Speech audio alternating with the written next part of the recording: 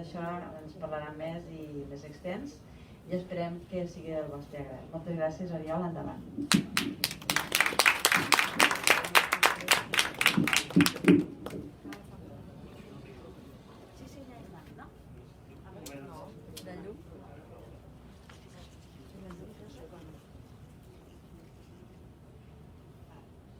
Hola, sí. Bé, gràcies per quedar-vos hasta la conferència final, perquè són tres conferències i a vegades és dur de país, tres coses. En tot cas, clar, ha començat parlant el Manuel Forcano, que és un dels grans experts en judaïsme i en literatura i totes aquestes coses que hi ha a Catalunya, i la meva conferència serà més mundana. Jo no soc acadèmic, no soc lingüista, no soc historiador, m'agrada la llengua i m'agrada la història, però soc periodista. I després entendreu per què us explicaré la història d'un viatge que a vegades és la història d'un altre viatge. Per tant, serà una mena de conferència metaviatge, que serà un viatge dins d'un altre viatge. La primera vegada que vaig sentir a parlar d'Ibrahim Ben Yaqub al Tortosí, fa una mica, potser fa 15 anys, i em va arribar d'una manera una mica, no em diria estranya, però una mica fora de normal. L'any 2005 jo estava vivint a França, al Massís Central francès, i va ser l'època en què van començar a aparèixer els blogs a internet. Van aparèixer plataformes com Blogger, i molts ebrencs expatriats o molta gent que estava envolta en aquell moment per Europa van començar a escriure blogs. I a Terres de l'Ebre va haver la idea de Gustau Moreno, que va ser periodista de la Marfanta, de crear una pàgina web on estaven tots indexats. I entre aquests blogs indexats n'hi havia un que portava per títol El Tortosí al Marroc i per subtítol Profeta de la Mistela i de la Valdana. I vaig pensar, aquí hi ha marro. Vaig entrar dins el blog, hi ha un blog anònim d'algun tortosí que vivia al Marroc, que pel que explicava els articles que penjava al blog entenia de diplomàcia, de relacions internacionals, que era una persona culta, que parlava una mica d'àrab i que tenia molt sentit de l'humor, perquè en alguns dels seus articles explicava la conversa que havia tingut amb el perruquer del barri, però després hi havia articles on feien una anàlisi política de les relacions internacionals entre el Marroc i Espanya, per exemple. I sempre ho feia en un to sorneguer i criticant el govern marroquí, per la qual cosa vaig entendre que aquell havia de ser un blog anònim, perquè si no hi havia el perill de tindre repercussions si algú endevinava qui era aquell que criticava el govern del Marroc. En tot cas, durant un temps, durant uns mesos vaig estar llegint aquell blog i no sabia que l'escrivia, sabia que era de Tortosa. De fet, hi apareixia una foto al perfil que era algú amb un turbant, però no veies la seva cara. I no va ser fins al cap d'un any o any i mig que ja, aquí a Catalunya, vaig participar en una trobada de blogaires i a l'acabar una de les conferències em presenta un noi que es deia Jordi i se'm presenta com a el Tortosí al Marroc. I vaig descobrir que és Jordi Rufat, que està per aquí. Abans d'aquella coneixença vam parlar de moltes coses i en una altra cosa vaig preguntar per què s'havia posat aquell nom d'El Tortosí al Marroc i em va dir que estava inspirat o que havia volgut emular la figura d'Ibrahim Ben Yaqub al Tortosí. Òbviament jo no sabia ni qui era, ni a què es dedicava Ibrahim Ben Yaqub al Tortosí, no sabia res del personatge. Ell sabia alguna cosa, em va explicar que era un diplomàtic del segle X i com que Jordi treballa en l'àmbit de la diplomàcia pública, és politòleg i treballa en l'àmbit també de les relacions internacionals, havia volgut des del Marroc intentar emular la figura d'Ibrahim Ben Yaqub al Tortosí. A partir d'aquell moment, diem, tu en saps poca cosa, jo no en sé res sobre Ibrahim Ben Yaqub al Tortosí, per què no anem a intentar descobrir qui va ser aquest personatge? Vam anar rascant i bé, vam saber que era un diplomàtic, viatger, metge, comerciant, no se sap encara ben bé què, del segle X, nascut a principis del segle X, cap al 1912, malgrat que no hi ha cap document que ho pugui testificar, mort cap al 965, 66, 62, dependrà d'algunes fonts. Per tant, com ja he dit abans, el Manuel Forcano no es poden delimitar exactament les dates de naixement i de mort, però sí que era un jueu de Tortosa. De fet, Ibrahim ben Jacob vol dir Abraham, fill de Jacob, Abraham que és un dels grans patriarques del judaïsme, i per tant pel nom ja es dedueix que era jueu. El Tortosí era que era de Tortosa, malgrat que és cert que és acceptat que era jueu i que era de Tortosa, però que hi ha algun historiador que ho posa en dubte. Alguns diuen que si va néixer a Còrdova, d'altres diuen que si era un jueu convertit a l'islam. Però en tot cas, deixa més la seva història. Com que hi havia poca documentació, vam trobar algun petit llibre. En aquell moment internet tampoc estava desenvolupat com està actualment. Actualment, si posa el seu nom a internet, surten moltes més referències que sortien fa 15 anys. I per pal·liar la falta de coneixements que teníem sobre aquest personatge, ens vam proposar d'intentar visitar alguns dels espais que ell havia narrat en els seus viatges per Europa. I la primera cosa que vam fer va ser anar a Còrdova. A Còrdova perquè sabíem que era un jueu de Tortosa que havia treballat per al fill d'Abderramán III, califa de Còrdova. Vam anar a Còrdova i vam contactar amb Juan de la Obra, que era el bibliotecari, crec que en aquell moment era bibliotecari de la Biblioteca del Parlament d'Andalusia, però a més ell havia engegat un projecte que era la Casa Sefarat, que es deia Casa Sefarat, Casa de la Memòria. Feia poc que l'havia posat en marxa i era una casa recuperada al call jueu de Còrdova, que és un dels calls medievals més antics d'Europa i més grans d'Europa. I allà vam intentar començar a estirar el fil i buscar pistes. Juan de la Obra no en sabia gaires coses, però buscant per arxiu, buscant per material que tenia, vam trobar una petita publicació de 5 o 6 pàgines que parlava específicament d'Ibrahim ben Jacob al Tortosí. I sabíem que a partir d'aquests documents, que havia treballat pel fill d'Abderramán II, que havia tingut una mena de funcions diplomàtiques, malgrat que no estava ben clar, que el califa de Còrdova li havia demanat que se n'anés al centre d'Europa i que reunís amb Otto I, que és l'emperador, o que era l'emperador del Sacre Imperi Germànic d'aquell moment, amb la voluntat d'establir relacions diplomàtiques. No se sap ben bé en quina finalitat. En aquest moment, especialment a la ciutat de Verdun, que queda a França, just a baix de Luxemburg, però també a Praga hi havia molt de comerç d'esclaus. Els califes de Còrdova acostumaven a comerciar esclaus i és possible que enviés a Ibrahim ben Jacob per establir relacions diplomàtiques per millorar els fluxos d'intercanvi d'esclaus o de compra d'esclaus des del Mediterrani cap al centre d'Europa. També és cert que Ibrahim, pel fet que fos de Tortosa i per tant del nord de Sefarat per als jueus o de l'Al-Àndalus per als musulmans, a priori estava més proper als comtats cristians i és possible que hagués desenvolupat habilitats per relacionar-se amb els cristians, amb gent d'altres cultures. A més, ell era jueu i per tant el fet de viatjar per Europa sent jueu on hi havia diàspora de la comunitat jueva, això li podia facilitar les coses. En tot cas, des del califat de Còrdova van confiar en ell per fer aquesta expedició que va durar uns 2 anys. La data exacta no se sap, però segurament va ser cap al 1962, entre el 62 i el 65. I aquí tinc aquest mapa, que és un mapa que hem recuperat de l'article que vam publicar a la revista Sapiens, on publiquem part del recorregut que va fer. En verd està marcat els itineraris que estan corroborats històricament, malgrat que parla d'altres zones que no sabem ben bé si va passar o si... Ui, he tocat alguna cosa?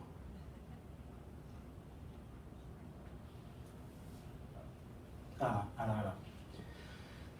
Hi ha zones, com passa per exemple amb els relats de Marco Polo, que no saps ben bé si l'autor se'ls ha inventat, si ha fet anar a la imaginació, si hi ha algun comerciant o alguna persona en qui hagi interactuat que li ha explicat o si realment ho ha viscut. En tot cas, hi ha una part del seu recorregut que està documentat històricament, però per exemple, en algun moment parla d'Irlanda, però no se sap ben bé si va ser Irlanda o va ser algú que va conèixer que li va parlar d'Irlanda. Mentre ell viatjava anava escrivint i per tant va deixar testimoni i tenia una manera d'escriure molt directa, de vegades pot ser ofensiva, sovint molt sorneguera I us llegiré perquè, per exemple, de la ciutat de Hedeby, que està a l'actual Dinamarca, li va escriure aquestes paraules que ara us llegiré. Diu: és una gran ciutat en un extrem del gran oceà. Els seus habitants adoren Sirius, excepte d'una minoria cristiana que hi té una església també a la ciutat. Quan maten un animal per al sacrifici, l'empalen i el pengen a la porta de casa, ja sigui una peça de vedell, un boc o un porc. D'aquesta manera, els veïns són conscients que en aquella casa estan fent un sacrifici en honor al seu Déu. La ciutat és pobra amb béns, però hi abunda la pesca. Els nadons són llançats al mar si les famílies no poden sufragar el seu manteniment. El dret de divorci pertany a les dones. El maquillatge artificial als ulls és una altra de les seves particularitats i l'usen per enfatitzar la seva bellesa tant homes com dones. I acaba: mai no he sentit cantar de forma més horrible que la d'aquesta gent. És un soroll que emana de les seves goles, similar al crit d'un gos, però encara més bestial. Per tant, no té pèls a la llengua i va explicant allò que es troba sense miraments. Per exemple, a la ciutat d'Habsburg, que està a l'actual Alemanya, a la zona de Baviera, li va cridar l'atenció, per exemple, un mètode peculiar que utilitzaven per fixar els preus de les mercaderies. S'interessava pels cultius, s'interessava per la manera de fer de la gent, per les noves espècies de plantes, pels animals desconeguts. En el seu pas pel que avui en dia és França, va elogiar els exèrcits francesos, va dir que són valents, durs i les seves espases són més fortes que les que provenen de l'Índia. I diu, i no obstant, va assenyalar un fet interessant, que és es renten en aigua freda una o dues vegades l'any i porten les seves vestidures fins que cauen a trossos. Per tant, explicava allò bo i allò dolent, i a la vegada els seus textos són interessants perquè són minuciosos i expliquen detalls de la vida quotidiana. Tot això nosaltres ho vam conèixer a partir d'alguns textos que ens va facilitar Juan de la Obra a Còrdova. De fet, vam estar uns dies allà, vam visitar el Catxueu, vam visitar la ciutat, ell ens va ensenyar tota la casa i la biblioteca de la casa que han creat al Call de Còrdova. I la nostra següent parada va ser a Praga. I per què a Praga? Doncs perquè sabíem que als països eslaus, el centre d'Europa, Alemanya i també Polònia, era una figura coneguda perquè és el primer escriptor o la primera persona que posa per escrit paraules referents a la ciutat de Praga o de Cracòvia.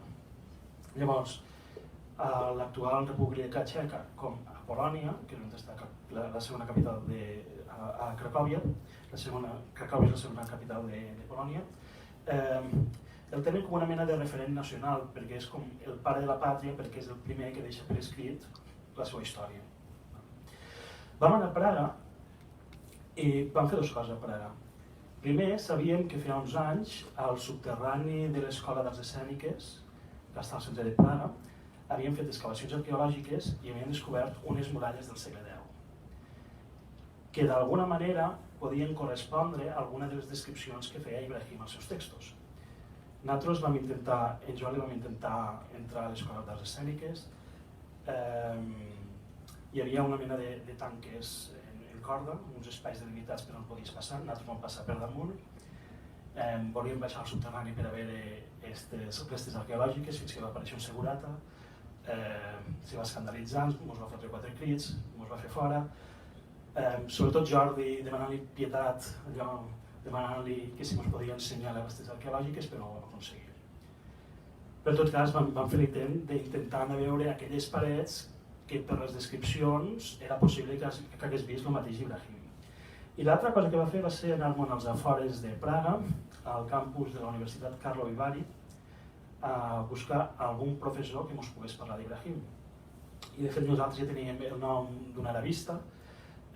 És cert que vam demanar per ell, ens anàvem enviant d'un despatx a l'altre, vam estar com, no sé, una hora tocant portes, buscant per passadissos, i al final vam trobar un catedràtic de la Universitat Karlovy Vary que es diu Lubos Kropasek, o alguna cosa així, no sé ben bé com se pronuncia, que és catedràtic de filosofia islàmica, i ens van corroborar que per als països eslaus, per als txecs, per als polonesos, la figura d'Ibrahim era una figura rellevant, que fins i tot en l'àmbit acadèmic s'havien organitzat alguns congressos al voltant de la seva figura, i de fet ens va donar les actes del congrés, la major part escrites en alemany, però també en francès i algun en anglès.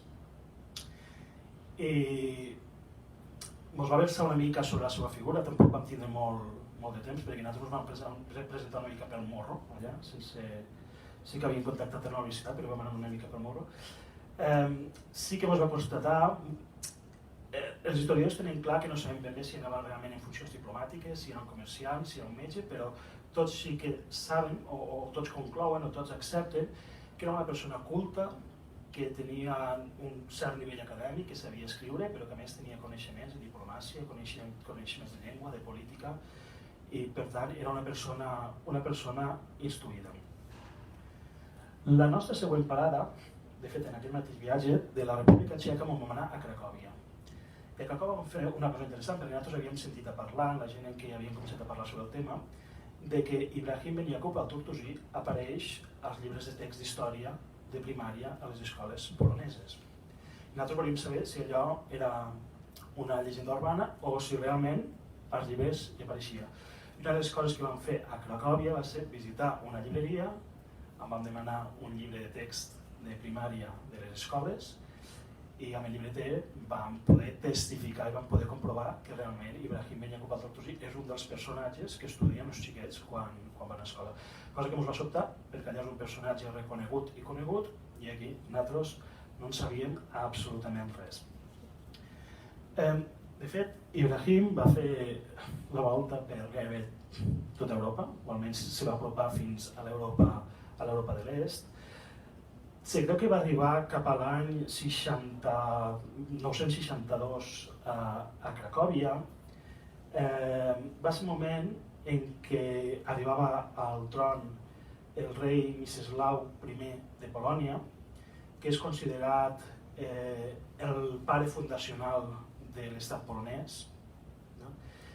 I per tant, Ibrahim, no sabem si va estar a aquella mateixa època o anys després, però també és la primera persona que relata com era Polònia en el moment fundacional del país. I també és un dels motius pel qual el tenen com dalt d'un pedestal i és un personatge reconegut. Ibrahim va continuar el seu viatge aproximadament de 2 anys,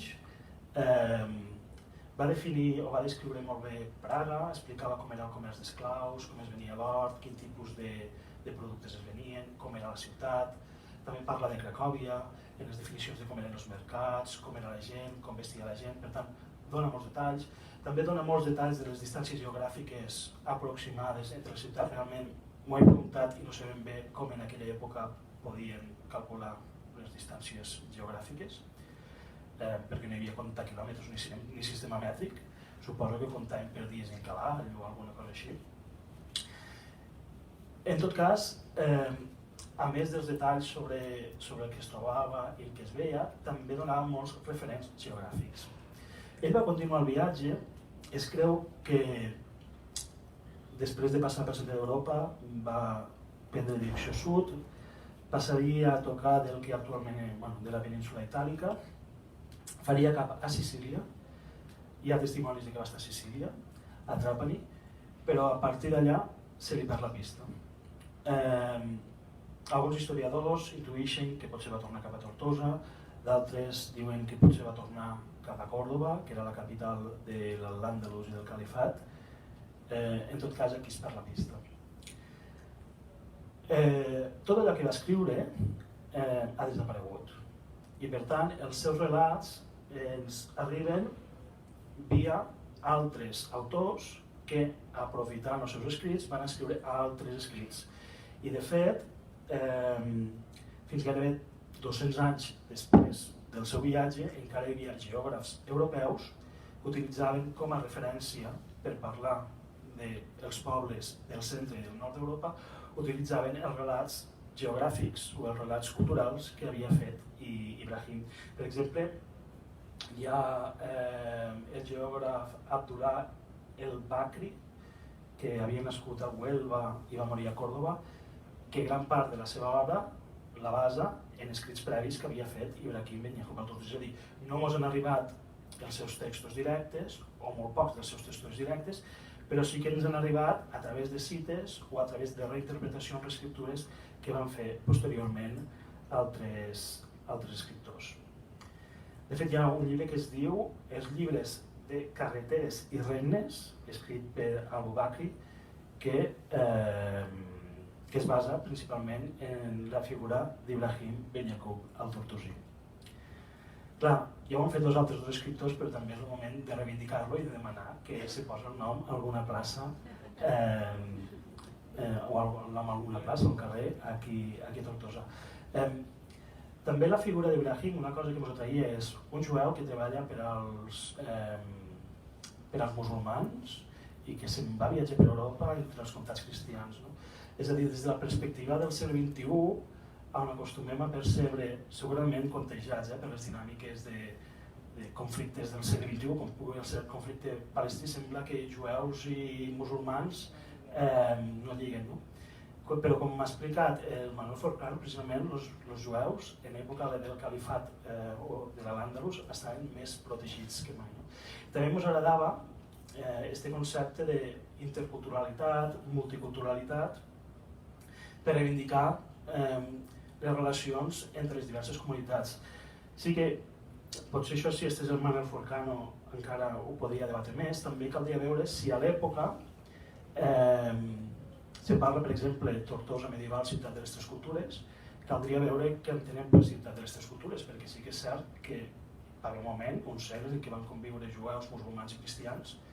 Per tant, era una ciutat multicultural, on hi havia moltes cultures, però no sé fins a quin punt estaven interrelacionades entre elles, cada una vivia al seu barri, suposo que comerciaven, perquè era la manera de sobreviure, però no hi havia interrelació. Ho dic perquè orgullim de la ciutat de les tres cultures, però eren unes ciutats sui generis, on cada un vivia al seu barri, i realment conviure potser no ho feien tot el que imaginem actualment. Jo la meva explicació ha estat curteta. D'este reportatge va sortir, o d'este viatge que vam fer en l'Arrufat, i això va ser el 2010, primer una part que vam fer a Còrdova, on per cert vam aprofitar per visitar la mesquita, on hi ha unes bigues del sostre que estan fetes amb pi rojal del massís dels Ports, i això està demostrat històricament.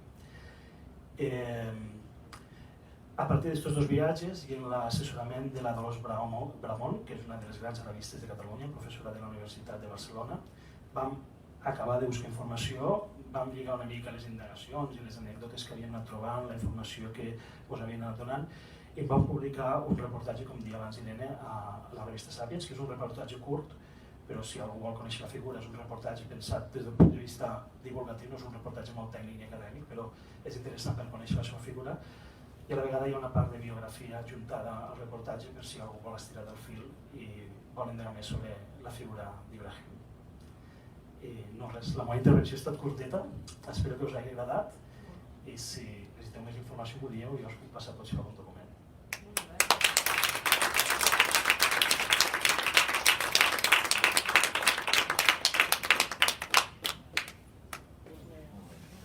Si us sembla ho deixem aquí, recordar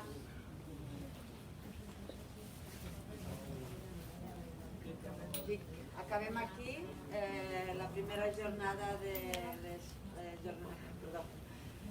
les tres ponències de la primera jornada de les setmanes.